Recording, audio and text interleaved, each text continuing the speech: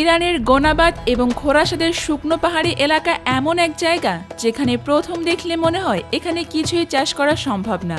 চারিদিকে ধুলাবালি, খুব কম বৃষ্টি আর সব সময় পানির অভাব। কিন্তু এই কঠিন পরিবেশের মাঝেই জন্ম হয় পৃথিবীর সবচেয়ে দামি মশলাগুলোর একটি, স্যাফরন, যাকে অনেকে রেড গোল্ড বা লাল সোনা বলে। এত কম পানির জায়গায় কিভাবে এই দামি জাফরান তৈরি হয় সেটা সত্যি অবাক করার মতো। সবকিছুর শুরু হয় মাটির নিচের ছোট্ট একটা বাল্ব বা কর্ম দিয়ে।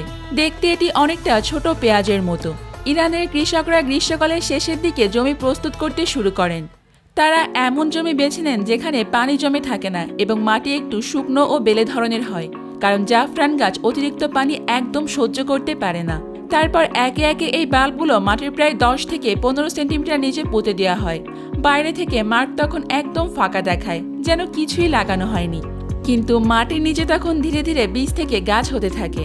পরবর্তী কয়েক মাস এই বাল্বগুলো মাটির নিচে থেকে ধীরে ধীরে শিকড় ছড়াতে থাকে। এই সময় খুব অল্প পানি ব্যবহার করা হয়।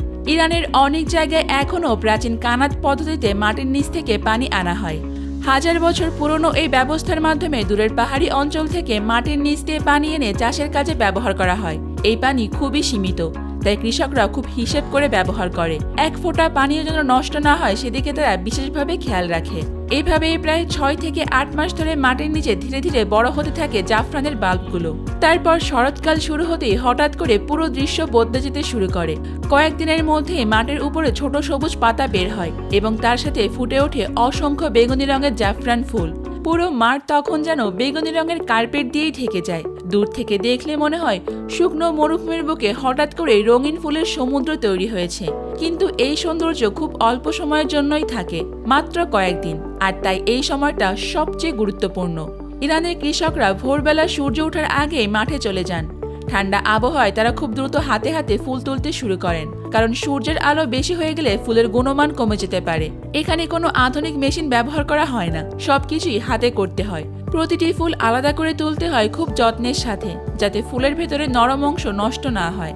ফুল সংগ্রহ করার পরেই শুরু হয়ে যায় সবচেয়ে সূক্ষ্ম এবং গুরুত্বপূর্ণ ধাপ, স্টিগমা আলাদা করা। প্রতিটা জাফরান ফুলের ভেতরে থাকে মাত্র 3টা লাল রঙের সুতো, যেগুলো আসল জাফরান।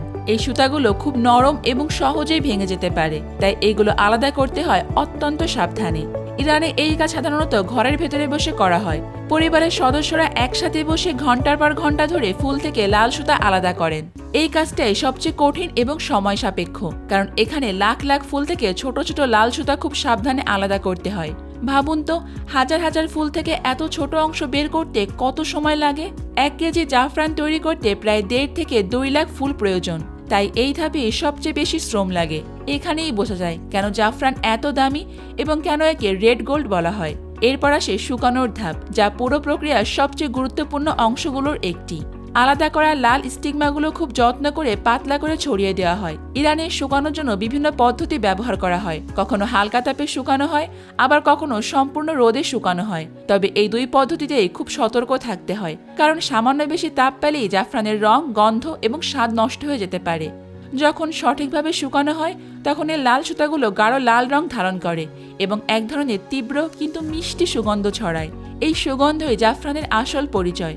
শুকানোর পর এগুলো ওজনে অনেক কমে যায়। এই পর্যায়ে তৈরি হয় আসল রেড গোল্ড। এরপর শুরু হয় বাছাই এবং গ্রেডিং। সব জাফরান একই মানের হয় না।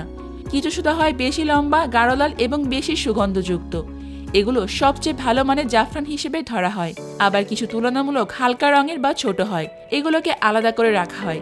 ইরানে এই গ্রেডিং প্রক্রিয়াটি খুব গুরুত্ব দিয়েই করা হয়, কারণ আন্তর্জাতিক বাজারে উন্নত মানের জাফরানের দাম অনেক বেশি। কখনো কখনো 1 কেজি উন্নত মানের জাফরানের দাম কয়েক মিলিয়ন ডলার ছাড়িয়ে যেতে পারে। সব শেষে আসে প্যাকেটিং বা সংরক্ষণের ধাপ। জাফরান খুবই সংবেদনশীল। বাতাস, আলো বা আর্দ্রতা পেলেই এর গুণমান কমে যেতে পারে, তাই এগুলো সাধারণত ছোট কাচের বোতল, ধাতব কৌটা বা বিশেষ সিল করা প্যাকেটে ভরা হয়। প্রতিটা প্যাকেট এমনভাবে সিল করা হয় যাতে ভেতরে কোনো বাতাস ঢুকতে না পারে। এরপর এই প্যাকেটগুলো দেশ বিদেশে রপ্তানির জন্য প্রস্তুত করা হয়। এই পুরো প্রক্রিয়াটি শুধু একটি কৃষিকাজই নয়, বরং ইরানের মানুষের জীবনের একটা অংশ এবং বহু পুরনো ঐতিহ্য। হাজার বছর ধরে একই ধৈর্য, একই যত্ন আর একই দক্ষতা দিয়ে তারা এই জাফরান তৈরি করে আসছে। প্রজন্মের পর প্রজন্ম ধরে এই কাজ শেখানো হয়।